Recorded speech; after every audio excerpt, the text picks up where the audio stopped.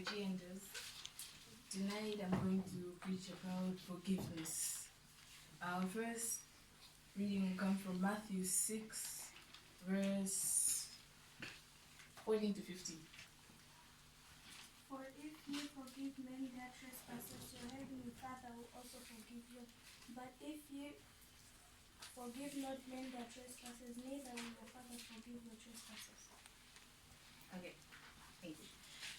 Well, you might ask yourself, what is forgiveness? The definition is quite simple. Forgiveness is to let go of something wrong someone has done to you, or blaming someone for something they have done to you. That's the definition. Forgiveness is one of the hardest things on earth. Although it should not be our excuse to not forgive someone, even though it's our choice. But we should forgive our friends just as God has forgiven us. We might know there are types of forgiveness. There's total forgiveness, forgiveness of others, and forgiving just because. An example of total forgiveness can be found in Romans 5, verse 6 to 10. For when we were still hopeless, Christ died for the wicked all the time that God chose. It is a difficult thing for someone to die for a righteous person. It may even be that someone dared to die for a good person. But God saw us how much He loves us. It was while we were still sinners and Christ died for us. By His blood we are now put right with God. How much more then will we be saved by Him from God's hand? We were God's enemies, but He made us His friends. He made us His friends through the death of His Son. Now we are God's friends. How much more will we be saved by Christ's life? Okay, total forgiveness is coming from God to us as His people.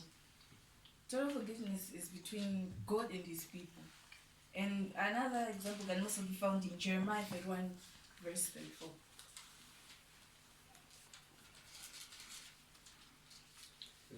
Verse 34.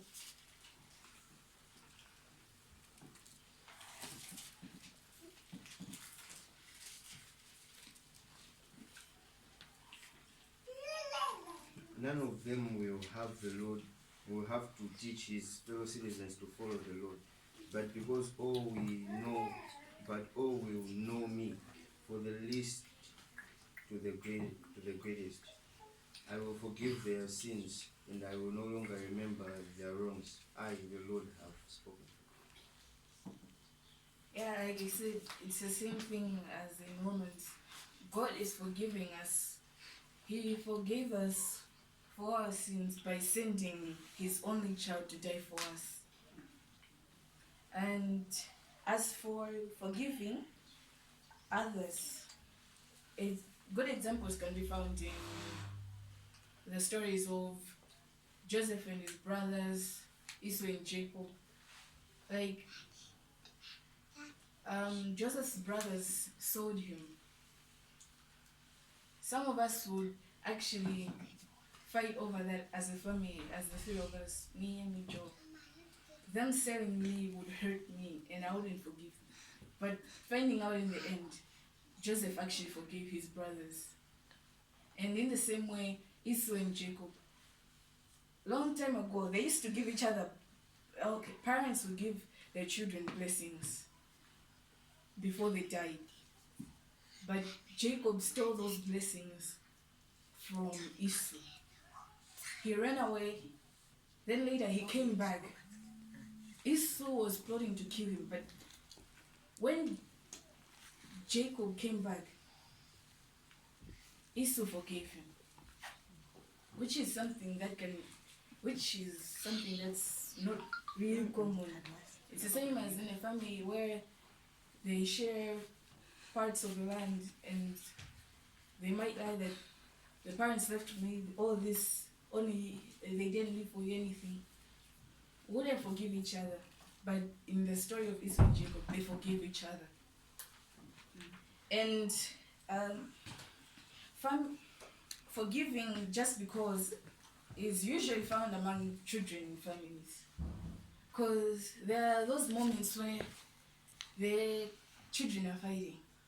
For example, Elisa and Jude, Emily and Emily, I love you. They are fighting.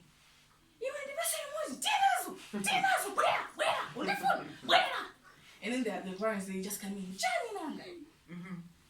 Iwe, Jessica, and Timwana don't go pass any remote. I can say, okay, I can say I forgive her. But in my heart, I don't really forgive her. I'm forgiving her just because my parents said so. I have to obey them. My mind says, go ahead, just forgive her. But that's not forgiving. Because forgiving is supposed to come from deep inside your heart. And if we don't forgive, God will not forgive us. He will not show mercy to us. Because forgiving is one of the most strongest things there is. It's what holds us together. We should always forgive our neighbors. Because it's really important. Amen.